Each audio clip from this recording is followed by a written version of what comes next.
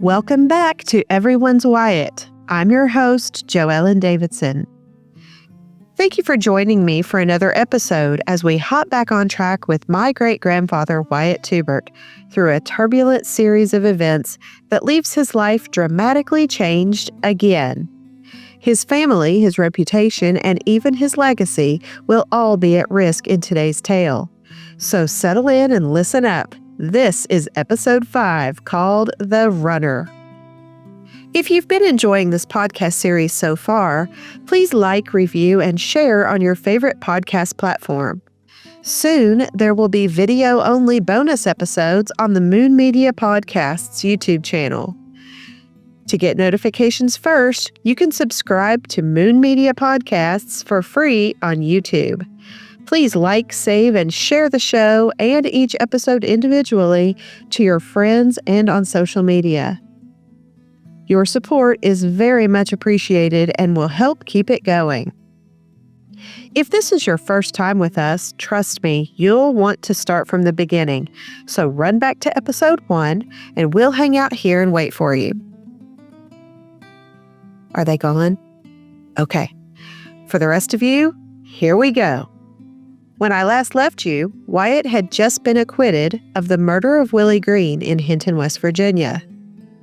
As I mentioned in the last episode, 3 months before his trial, Wyatt moved his wife, Florence, and their 2 children, Wyatt Jr. and Florence Jr., to Peru, Indiana, as he accepted what he called a promotion. In reality, CNO moved Wyatt to Peru, replacing a special agent they moved to Ashland, as they moved the Ashland special agent to Wyatt's former post in Hinton. Basically, CNO felt the need to shuffle the deck when Wyatt was arrested for murder. Makes sense to me. Once Wyatt arrived in Peru, Indiana, he got right to work, perhaps to prove himself as the new man in charge. Affidavits signed by Special Agent Wyatt E. Tubert charging trespass on the property of C&O Railroad were filed yesterday against 6 taxi drivers. The drivers are charged for trespassing at the station while going up to the train cars uninvited while seeking fares. The men claim they've been using this practice for years as taxi drivers, and Officer Tubert was the first to ever suggest they were not welcome to do so. In separate news, Officer Tubert also arrested Joe Smith, a Romanian of South Brotherton Street, in connection with numerous freight robberies this year. Charges of grand larceny and burglary have been filed against Smith, and he is held on a $1,000 bond for theft of over 400 yards curtain lace, 15 boxes of fruit jars, and a pair of shoes.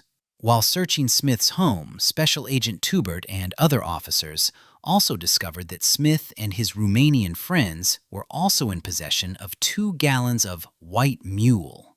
Smith gets an extra liquor charge, while his friends Tom Pasca, Charles Pope, and Theodore Burtz will keep him company in jail. In the case against Romanian Joe Smith today, Smith's wife testified officers found hidden lace in the home, not because it was stolen goods, but because they didn't want the children to reach it and the fruit jars she claimed to have canned herself. The court was not satisfied with that explanation, as the judge handed down a 30-day sentence and a $27 fine. Smith's partners in crime were sentenced to pay $100 plus court cost and also serve 30 days with him in jail for violating liquor laws. Taxi men are enraged over charges made and threaten police. 6 taxi drivers were in court today for trespassing. The hearing almost ended in a fight between the 6 defendants and Wyatt Tubert, railroad chief of police, who signed the arresting documents. Tubert stated that he personally spoke to the 6 men about staying off the platform where they had been soliciting fares. When they continued to trespass, Tubert arrested them. 2 other officers testified that Tubert had in fact trespassed them from the property numerous times. The defendants, without an attorney, then presented a contract between the taxi service and the railroad company for transportation services. However, the contracts did not permit drivers onto the station platform. The men were indicted and released until trial at a later date. Outside City Hall, 4 of the drivers surrounded Officer Tubert and began to shout accusations that Tubert testified falsely, saying they had never seen him before the day he arrested them. The arguments became so heated that open threats were made, and Mr. Tubert was on the point of drawing his gun to protect himself until Captain Rosencrantz intervened and dispersed the crowd. Taximen found not guilty. 6 men were found not guilty in court yesterday as witnesses for the prosecution failed to show up for trial. The Indiana press was not yet hypnotized by the allure of Special Agent Wyatt Evans Tubert, so mentions of him in the newspaper at this time was pretty objective and unforgiving. Don't worry, he'll charm them. But for now, he's known as a bit of a hot-headed hard-ass. And then Indiana press got tipped to Wyatt's West Virginia drama. A grand jury in West Virginia has just indicted our newly appointed C&O Railroad Special Agent, Wyatt Tubert, for murder. Wyatt responded with his own contribution to the local papers, stating that he has demanded an immediate trial in Hinton to clear his name. In that article, it was also reported that Wyatt was a lieutenant in the Navy. He often fudged a bit in his favor when he tipped off a reporter. Other than that one response, he was cool as a cucumber at work.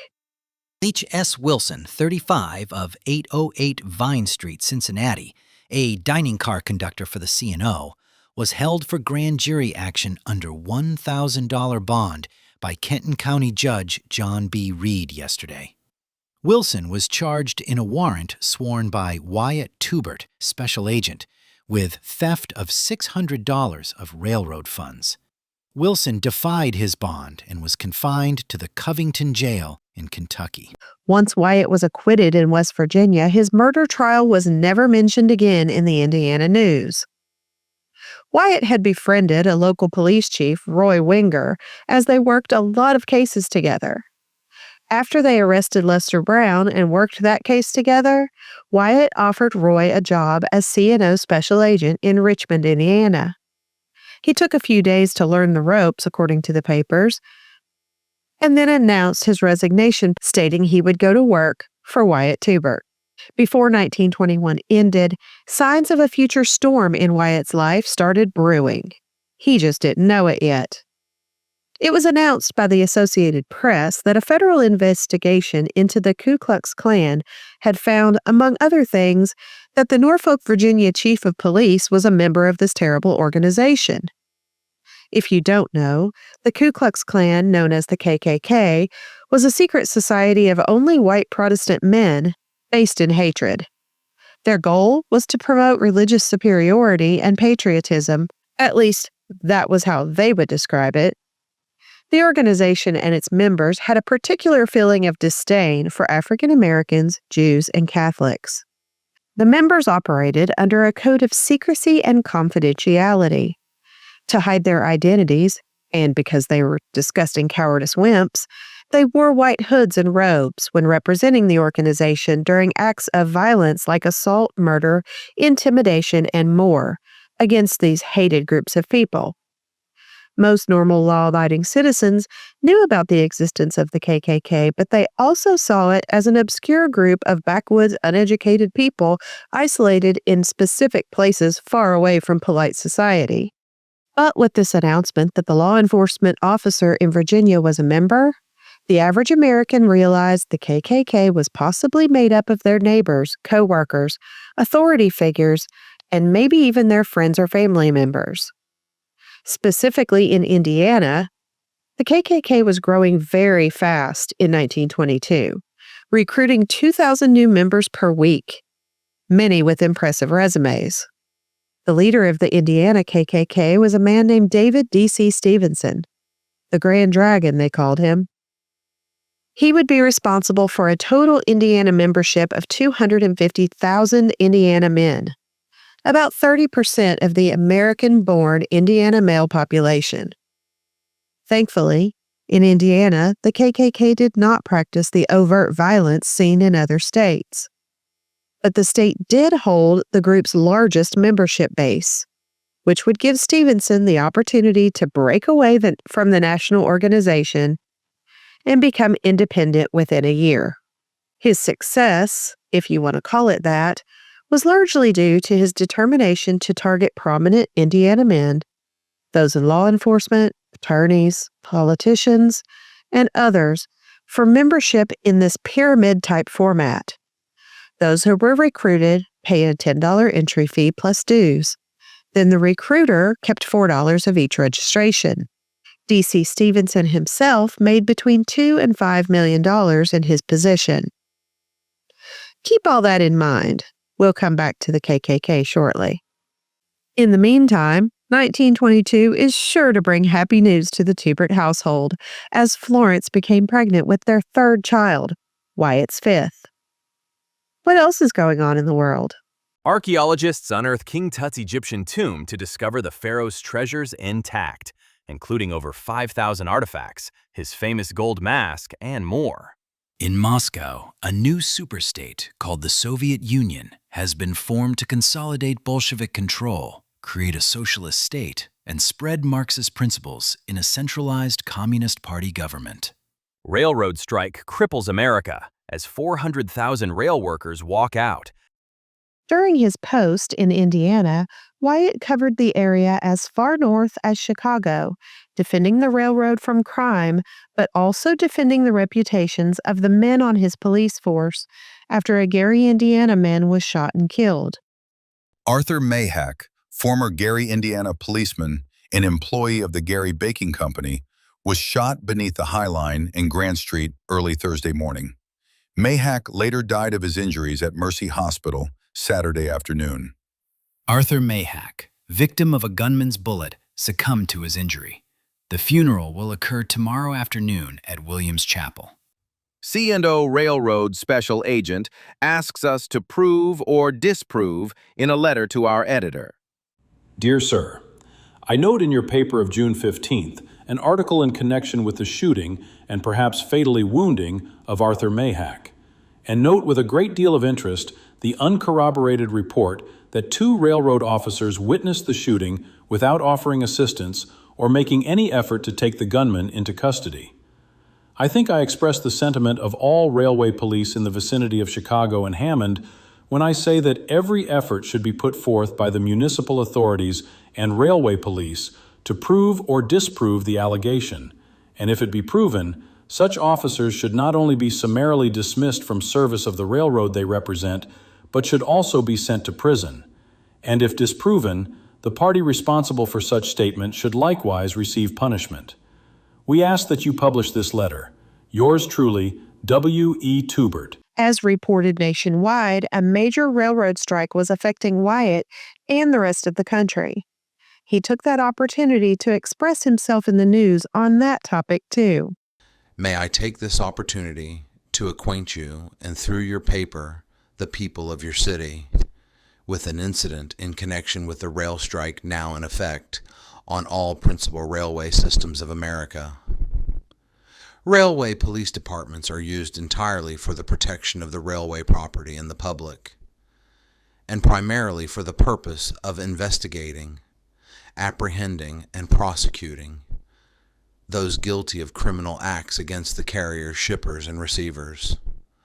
Our duty also involves us, at least in a moral way, in the protection of property and lives along our lines. All railway employees realize that we have the worst class of criminals to deal with, and each monthly report reveals the fact that we have arrested persons guilty of crimes from murder to petty larceny, and many of these arrests, which are made at great hazard to our officers who operate alone and away from assistance, are for crimes committed against citizens residing in cities and towns along our lines. Our police departments take no sides in wage controversies, merely upholding the law as written on the statute books of the several states and commonwealths in which we operate. We were working as railway police years before this labor strike. We court the friendship of all law-abiding citizens and authorities. We make war to the knife on criminals and habitual law violators. The above is our position and a necessary explanation before advising you and the people of Muncie that I have 2 police officers stationed in your town to protect our property and do all possible to assist your local authorities and do all possible for the safety of all persons regardless of occupation, creed, religion, or color. And yet several of the men on strike have gone to numerous restaurant proprietors and by threats, coercion, and intimidation persuaded them to refuse to sell food to these officers. Pause for emphasis. One of these officers, 28 years of age, spent 26 months on the battle line of France, went through the hell of fire, was wounded by machine gun bullets at Argonne, had both lungs filled with gas during the Great American Drive, and was shown as suffering 100% disability when discharged from the Army. This man is battle-scarred because of his absolute loyalty to his country in her darkest hour. And this man, who was promised everything along with the rest if he only faced and stopped the German drive, is now being decorated and then entered our railway police department to further assist in upholding the dignity of his state, only to be refused food in the very state he helped to save because striking railway employees were on. Every red-blooded American will blush with shame at such treatment of the thin line who protect the American people and their homes during the dark hours for the night where they safely sleep. These officers of the law will gladly place their life upon the altar of sacrifice whenever the call comes. And do they deserve to be refused food to sustain life when they are willing to pay whatever price is asked? In making this protest, I am not asking of these compliments. I was met with a whine that they could not sell my officers food because the strikers had threatened to boycott them and refused to pay their present bills. As American families prepared to gather for Thanksgiving, Florence and Wyatt were growing theirs. Charles Louis Tubert was born November 27, 1922. Wyatt now had 2 daughters that were 7 and 8 years old that he had written a few letters to but had not seen in about 5 years. I'm not even sure if Florence knew Wyatt's daughters existed. But now he also had a 3-year-old son, a 2-year-old daughter, the big brother and sister to the newborn addition to the family. Typically, when a major event happened in Wyatt's personal life, there was a flood of work-related newspaper articles that clearly showed that nothing in his personal life distracted him away from work, or that he used work to distract himself away from the things going on in his personal life. Perhaps that year, after the birth of Charles, something was a little different. The news related to Wyatt was completely silent for a rare 1 whole month. But then, on a cold Monday in January of 1923, Wyatt made a special appearance in court after arresting 4 juveniles for train hopping. The headlines were filled with train hoppers for the rest of that winter. As spring approached, Wyatt was credited with arresting a former police officer and his partner in crime for grand larceny after Wyatt's investigation led him to discover the 2 men had stolen over $100 of cigarettes and resold them to a local store. And then a major news story hit papers across the Midwest. Daughter of Circuit Judge missing. A nationwide search was started by relatives and the police last night in an effort to locate Miss Marguerite Dearth, 22, daughter of Judge and Mrs. Clarence W. Dearth.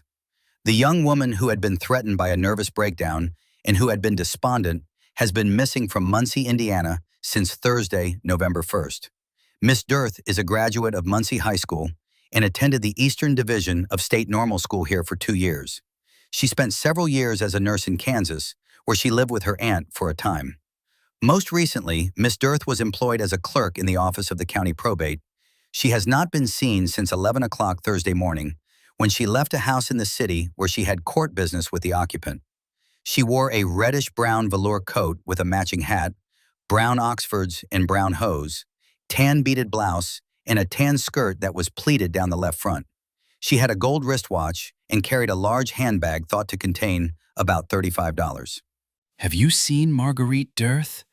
Judge Clarence Dirth's daughter has been missing 4 days after cashing a $30 check and making a home visit on East 8th Street in her capacity as a juvenile probation officer.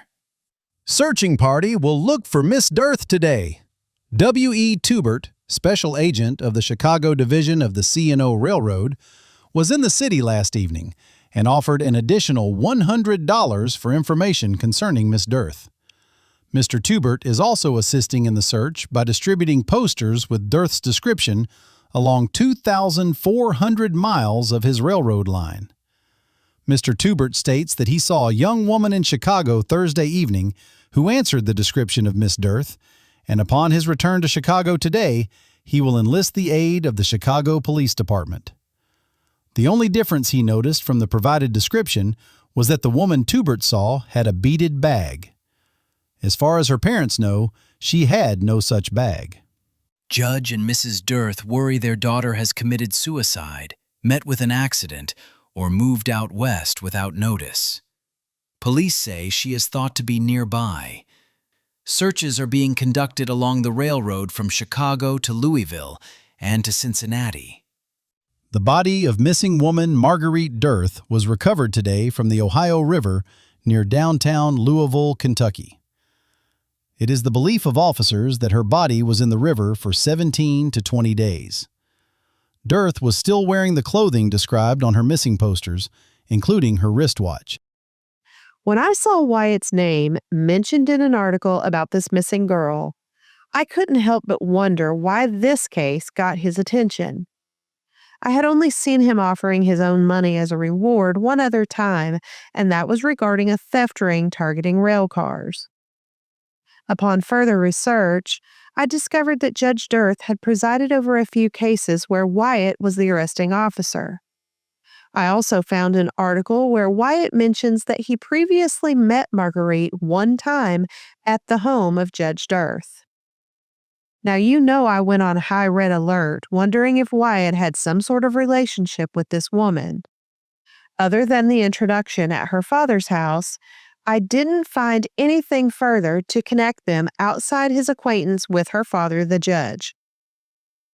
It just seemed out of character for him to get passionately involved with a case that wasn't part of his scope with the railroad. No time for dilly-dallying, though. Wyatt's back in the news. Robert Walden Stanley, 23-year-old Army deserter and burglar, wrote his confession in the Richmond City Jail last night. Stanley states he came to Indiana for work but couldn't find any. He admitted breaking into a house in Webster and a store in Fountain City. Stanley also charges the C&O detectives who arrested him with excessive brutality. He states that when he was ordered by police to exit to the camp car, Detective W.E. Tubert struck him over the left eye with the butt of his revolver, cutting a gash which required 2 stitches. This initial assault was followed by the 2 other officers striking Stanley with their fists. Finally, days later, Stanley admitted his crimes and showed police where some of the stolen items, including a shotgun, could be found. Out again, in again, and gone again. December 18th, 1923. Reuben Patton, Pullman conductor and W.E. Tubert, C&O officer, had supplied a new translation of the Irish masterpiece Finnegan's Letter to Superintendent Flanagan. Patton had served a 60-day sentence on the state penal farm for the left affairs from Chicago to Cincinnati passengers and was passing through Peru on his return to the Windy City when he called Tubert on the phone to tell the officer of his release. "I'm out again," said Patton, expecting congratulations. "You're in again," was the brief but significant reply, for Tubert obtained a warrant for Patton's arrest and placed him back in jail, demanding that he return the stolen $23. "And out again," Patton then said after he won his release on a promise to repay the railroad as soon as he reached Chicago. We're at the point in this episode where we're going to circle back to the Ku Klux Klan.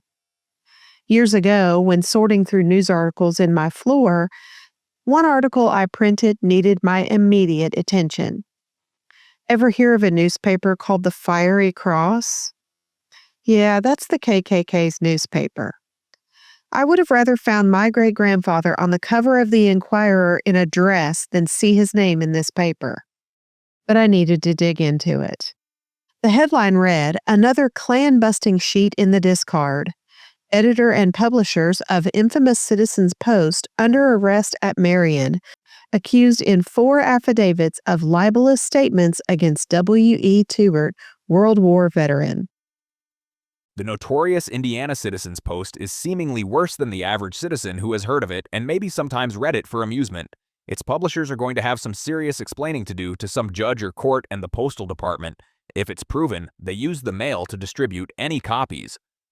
3 Marion men and a Bluffton man were arrested Friday night by officers from the sheriff's office on charges of criminal libel on affidavit filed by W.E. Tubert of Peru. Tubert alleges the Post contained a libelous and defamatory article against him in a March issue. The 3 men involved are John Scott Sr. and Will Scott, both owners of Publications Print Shop. Charles Spires, an African-American politician and owner of the newsstand that sold the publication, and Ludington Bain, who is said to be the editor of the Post. Mr. Tubert has retained former Judge J.M. Tillett and Harvey Cole to prosecute the case.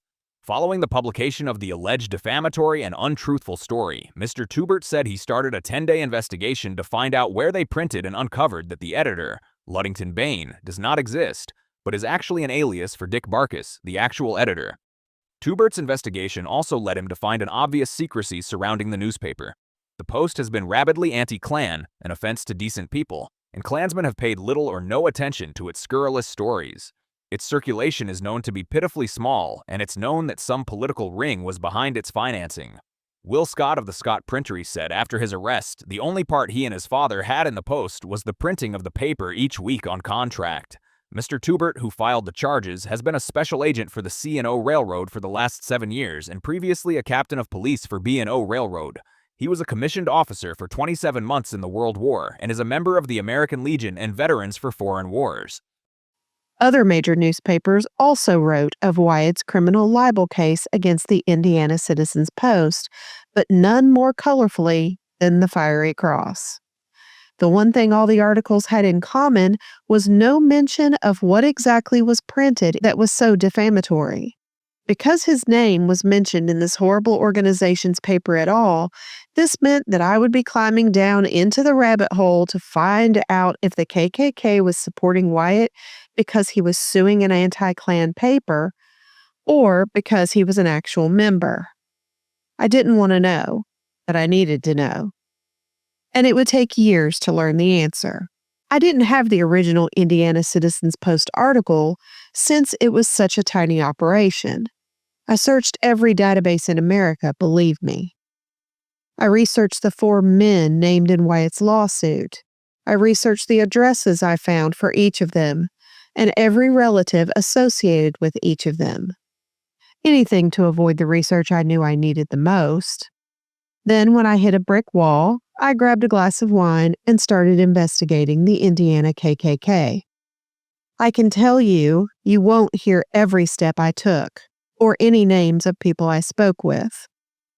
I'm not afraid, but I watch and listen to way too much true crime to do something that foolish.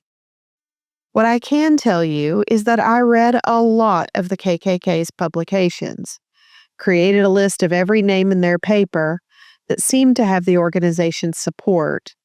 Then I researched every single one of those names and any associates I found tied to them.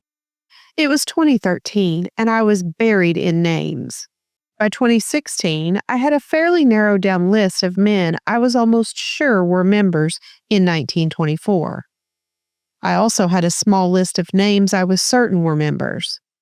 So I took all those names and searched for potential ties to Wyatt. I found some, and then I stopped. Honestly, I got too busy. I started a business that drained every last minute out of every day, so my Wyatt work stopped for a while, with the exception of an occasional curiosity search. At the time I stopped looking into the KKK, I was 90% sure Wyatt had been a member, which made me sick. I almost didn't want to know anything else about him at that point. I kept asking myself if keeping my promise to Nanny to tell her the good and the bad was worth it. I mean, technically I had no definitive proof he was a member, so I justified to myself the decision to omit this part of the investigation to Nanny. We had so many conversations about Wyatt, Nanny and I. From information I've found over the years, we created memories of him and often talked about how Wyatt must have felt about the world when he was alive. One day, out of nowhere, as we talked about Wyatt, Nanny specifically asked me if I thought her dad may have been in the KKK. I'm positive my face looked shocked, but it was by the question, not the concept. Nanny couldn't remember who said it, but someone in recent years had said they had found Wyatt's name in the KKK news. Therefore, he must have been a member. Nanny wasn't the same woman she was when I started this project. By this time, she had recently lost my papaw, the love of her life. She worried more, smiled less. Once an enthusiastic talker, she was now quiet and honestly pessimistic. There was no way I was sharing what I suspected at this point. I confessed to Nanny that I had seen the article, and I was truthful about the fact that it was a story of a lawsuit that many papers covered. I told her I'd look into it and get an answer, but it wasn't something I thought she needed to worry about. And with those words, the worry became mine. I carried that on my shoulders, a fact that I knew would devastate Nanny if she knew. Well, I didn't know, but I knew, you know. I needed proof, one way or another. So I went back to my Wyatt boxes and refamiliarized myself with that period of his life. Again. Let's just fast forward to the moment I found the name and contact information of a man who I knew could give me the answers if he was willing. Let's pretend it was that easy. I just found him, right? Sure. Now what? Well, I wasn't going to his door, although I did have his address. But I did get a burner phone and dialed his number. I left a voicemail simply stating I was doing some research into my great-grandfather, and I believed he could help me with one aspect of my research. Nothing. I started a new Yahoo email account so I could email him basically the same message. Nothing. I called again, and he answered the phone. I wasn't prepared for that, to be honest. My face was on fire. But I jumped right in. I told him I wasn't a reporter and I had no interest in his life or that of the men in his family who came before him.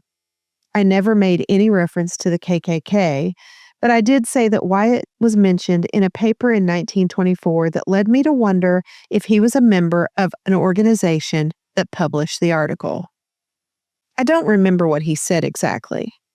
I was so nervous I don't even know how much I listened. But I knew by his response that he knew what I meant. Then he asked me if I'm assuming he had some sort of list. I said, well, that would be nice and make it easy, wouldn't it? He laughed, which made me nervous. Then something came over me. My inner Wyatt may have been coming out, because I delivered a speech which I wish I had written down. I told him how proud I was to be Wyatt's great-granddaughter, and I just wanted to know absolutely every possible thing that I could learn about him. I didn't let him believe I found him, his organization, or his beliefs repulsive, or that simply speaking with him made me nauseous. I left that out. He asked for some details about Wyatt and said he'd get back to me. I fudged a little for my own protection. I said I lived in West Virginia and didn't provide my real name. To say I was paranoid in this moment is a grand understatement, and I'm not sure it was warranted. And I never expected to hear from him again. I continued looking through the library records online and also asked a few librarians to send me some things from their archives. I was nibbling away at it little by little. And after a few days, the man called me back. He said he looked into Wyatt. He got right to the point. His name is not in my records. I pretended to be disappointed just in case he was lying. I thanked him and was about to hang up. This man then gave me the name of a historian of sorts that had in her possession all the records from the 1920s. He suggested that I reach out to her for confirmation if I wanted to verify what he was saying. This felt like a trap, so I checked into this woman completely before contacting her. She was so responsive that it concerned me a little. She was a little too eager to help, you know? But since I knew she was unrelated to the man and she was a bona fide historian, I proceeded, giving her Wyatt's name and a few other names I was curious about from his life back then. The next day, she emailed my fake Yahoo with confirmation that Wyatt Evans Tubert and his closest associates were never members of the Ku Klux Klan. Finally. One thing I had also asked her to look into was the original Indiana Citizen's Post article. I had to know what it said about him. She didn't have anything, not one detail about that paper. She said it must have been a tiny garage operation, not big enough to have archived editions recorded. So imagine my surprise just this year when I found it. Do you wish you could make a difference in the world, but think to yourself, I'm only one person, what can I do? Embracing Community is a nonprofit actively pooling together people just like you to help Kentuckians from Paducah to Pikeville and every town in between. Visit embracingcommunity.org to learn about 2 specific projects for which we desperately need donations to fund. Your donation could help heat the home of an elderly person on a fixed income this winter, or pay the tuition of a student in trade school, technical school, or other specialty education program. Embracing Community also monitors fundraising sites and social media for opportunities to reward Kentuckians who are out there trying to make the world a better place. We need your help to double our efforts in 2026. Please consider making a donation at embracingcommunity.org. Here's the article that triggered Wyatt to file a defamation suit against the Indiana Citizen's Post. One white guy. In every Clavern, we find one hoodlum who is willing to slip favors to a few of his un-American followers at the expense of someone else. We have wondered why some of the C&O men always remark when the name of Tubert, Chief Special Agent of the C&O, is mentioned, that he sure is one white guy. The news is finally out that this character allows a rather generous supply of merchandise hauled over the C&O to find its way into the hands of his hooded friends. There is nothing in which one of these jackals more delights than to receive something for nothing, so they will naturally be strong for Tubert on account of his generosity with others' property. We predict that, should this practice continue, Mr. Harahan, the president of the C&O Railroad, will put into action his idea of dispensing with the services of all Kluxers on the railroad. There are a few more lines, but it's an accusation that another named man is a member, so I'm not going to help spread that. Funny how the pieces fall into place. Had I found that article years ago, before confirming Wyatt was not a member of the KKK, I would have read that article as confirmation of the opposite, and I would have possibly quit all this. And if you're wondering, I did tell Nanny that her father was in fact not a member. I did not tell her how I confirmed it, or she would have never let me continue. As for Wyatt's lawsuit, his attorney, Joseph Tillits, fell ill right before the trial and was unable to attend. Wyatt also was subpoenaed to appear in U.S. District Court in Indianapolis the same day in connection with a railroad prosecution. So the court opted to overrule the motion for a continuance and instead dismissed the case against those involved with the Indiana Citizen's Post. There's a lot of talk about potential changes to home loans in the news. EMB Mortgage Group has a team of professionals here to answer your questions and set you up for your first home or your next home. EMB can finance your house, land, new build, renovation, investment property, or even your office in Kentucky, Ohio, Tennessee, Alabama, or Florida. To talk to a live loan officer, text the word LOAN, LOAN, to 859-200-2709.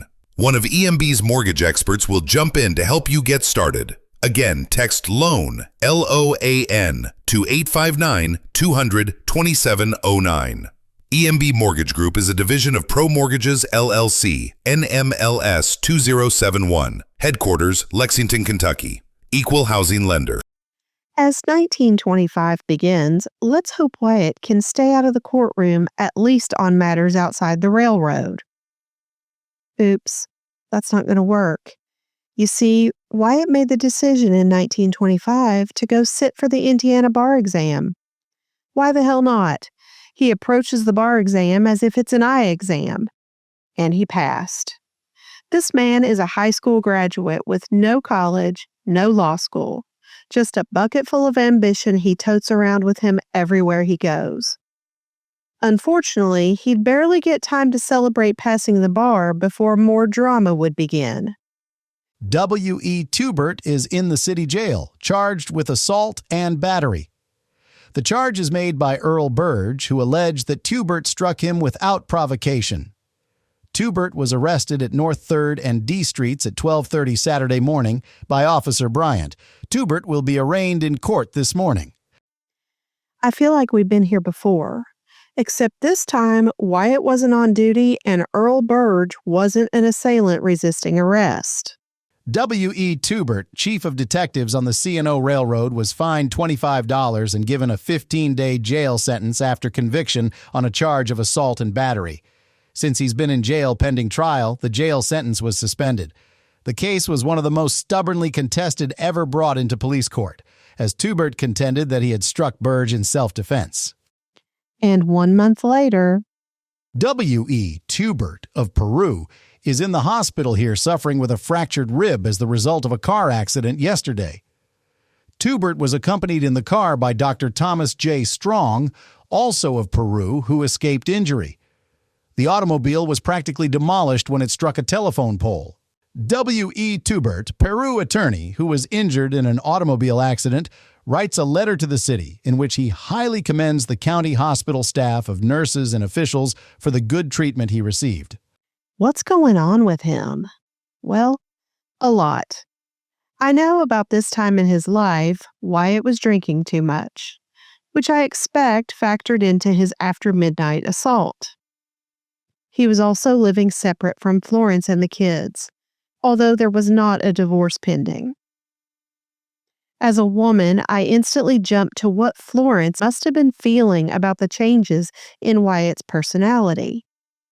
Funny thing is, I know exactly how she was feeling on the very day that Wyatt's letter to the hospital staff was published, because she published something of her own that day. And I only found it this month. That's where we'll pick up next time on Everyone's Wyatt.